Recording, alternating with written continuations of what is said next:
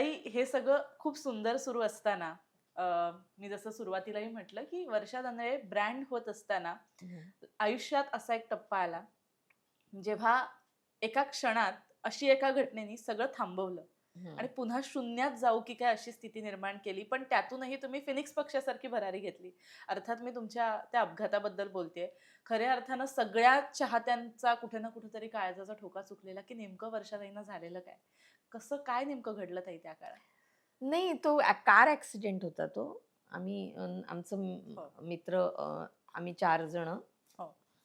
एका कार्यक्रमासाठी नाशिकला गेलेलो. ते येताना तो कोरोना काळ होता. बरोबर. 2021 हं. आणि ते ना भंडारदऱ्यावरून येताना वळणावर अशा रेती टाकून ठेवल्या होत्या. हं, हं, हं.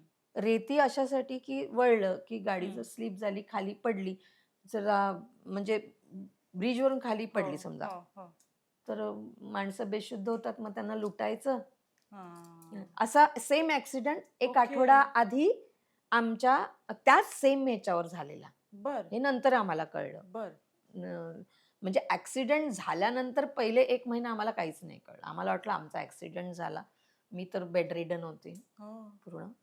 पण नंतर हे कळलं, की कोरोना काळामध्ये त्यावेळेला गावागावामध्ये ही अशी हं, लुटारूंची कामं करत होती. हं, हं, हं. तर ते माहीत नाही. आता प्रत्येकाची गरिबी त्याला काय बरोबर. करायला लावेल सांगता येत नाही. तर आमच्याकडे सुदैवाने आमचा एक मित्र अ, बेशुद्ध नाही पडला. हं. बाकी आम्ही तिघही जण म्हणजे अच्छा, म्हणजे माझ्यासोबत पूर्ण एक तुम्ही बेशुद्ध. मित्राची बायको होती. ती थोडीशी कणहत होती. बाकी मी आणि एक माझा मित्र दोघंही जण आम्ही बेशुद्ध होतो आणि एक मित्र मात्र एकदम शुद्धीवर होता. शुद्धीवर होता. तर त्याच्यामुळे ते सगळं वाचलं. मग त्याने खूप जद्दोजहद केली.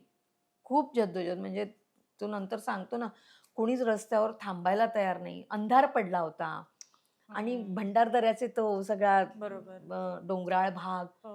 कुठून तरी एखादी गाडी यायची, ती थांबायची नाही आणि तिथे रेंज नाही. रेंज येण्यासाठी तो तिकडे कुठेतरी पळत होता. हं. कुठेतरी मग एक स्कूटरवाला त्याला सापडला. तो त्याच्यासमोर बसलाच म्हणे, "नाही जायचं. माझी लोकं मरतायत." मग त्याने ते सगळं मग हो. ती लोकं आली. मग त्यांच्या मोबाईलनी ह्याला ॲम्ब्युलन्सला बोलवलं. म्हणजे ॲक्सिडेंट झाल्यानंतर 2 तासांनी हे सगळं ॲम्ब्युलन्स वगैरे आली. बरं. तोपर्यंत आम्ही तसेच तिकडेच होतो. होता. हो. आणि अरे बापरे! म्हणजे त्या दिवशी मरण होतं खरं तर. तर मी अशी होती, माझ्या मित्राची बायको अशी होती. तिने दरवाजा उघडला, तर तिथे पाण्यामध्ये नाग होता. ओह! हां, तर तिने तो दरवाजा बंद करून घेतला आणि अरे तिने देवा! समोरचा जो आमचा मित्र हं. व्यवस्थित होता त्याला सांगितलं, "इकडे येऊ नका." बरं. मग तो तिकडून येऊन इकडून आम्हाला ह्या बाजूने नीट केलं. हां. म्हणजे मी अशी कुठेतरी लोळागोळा करून खाली पडलेली. त्याने बरं. मला नीट केलं. माझ्या दुसऱ्या मित्राला नीट केलं. म्हणजे त्याच्यानंतर मग ती ॲम्ब्युलन्स आली. ते दरवाजे चारही बंद करून कारण तो साप जर आतमध्ये आला असता, तर खरी गोष्ट आहे. तर दुसऱ्या दिवशी तो गाडीमध्ये बसला होता. ओह! म्हणजे दुसऱ्या दिवशी गाडी आणायला गेले ना बरं. गॅरेजवाले, तो गाडीत बसला होता. आई गं! म्हणजे भीषण. त्या दिवशी मरण होतंच, पण ते चौघांचेही आमचे स्टार चांगले होते. मग 2 तासाने ॲम्ब्युलन्स आली. मग माझी मुलगी नाशिकलाच राहते. ती बरं. फिजिओथेरपिस्ट आहे. हां. तिने केएममधून एम-पी-टी केलंय हो. हे पोस्ट ग्रॅज्युएशन. हं. तर तिथे तोपर्यंत तिचं छान असं सेटअप झाला होता. तिचे सर्जन्स ओळखीचे होते अरे वाह! हॉस्पिटल्समध्ये सगळे. मग तिला फोन केला गेला. मग ती आली. मग तिने बघितलं मला काय-काय झालंय, दुसऱ्या मित्राला काय-काय झालंय. मग कुठले सर्जन लागतील, कुठल्या टेस्ट कराव्या लागतील, तिथल्या तिथे तिने सॉर्ट आउट केलं. सगळ्यांना फोनाफोनी केली. हॉस्पिटल पण तिनेच निवडलं. पुढच्या 1.5 तासात आमच्या स्कॅनिंग सगळं झालं होतं. बरं. स्कॅनिंगहून कळलं होतं, की आमचं काय तुटलं, फुटलं, बिटलं. तुम्हाला मा काय-काय म्हणजे माझं तर हा संपूर्ण पाय असा तुटून असा बाजूला होता. हे सगळंच लोळागोळा बरं, झालं होतं. बरं, ते पूर्ण प्लेट आहे ही आणि माझा स्पायनल कॉर्ड बाहेर पडला होता.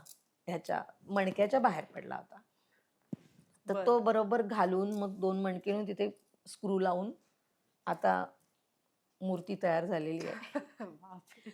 आणि दुसऱ्या मित्राचा तर चेहरा सगळे काचा गेलेल्या. तर त्याचं चेहऱ्याचं ते हे केलं, काय म्हणतात प्लास्टिक प्लास्टिक सर्जरी केली. हम्म. त्याचं पण मणक्याचं ऑपरेशन झालं.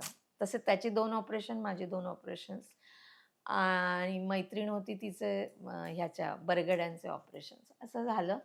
पण म्हणतात ना तुम्हाला जगायचं असेल तर सगळं कसं जुळून येतं. खरी तसे गोष्ट. माझ्या मुलीने ते चटाचट निर्णय घेतले ना हम्म. आणि लगेच दुसऱ्या दिवशी माझ्या मित्राचं ऑपरेशन झालं. हम्म. हां. माझं ऑपरेशन करायला जरा 2 दिवस घेतले त्यांनी कारण थोडंसं कॉम्प्लिकेटेड होतं. हम्म. ह्याचं हम्म. कॉम्प्लिकेशन्स हम्म. होते.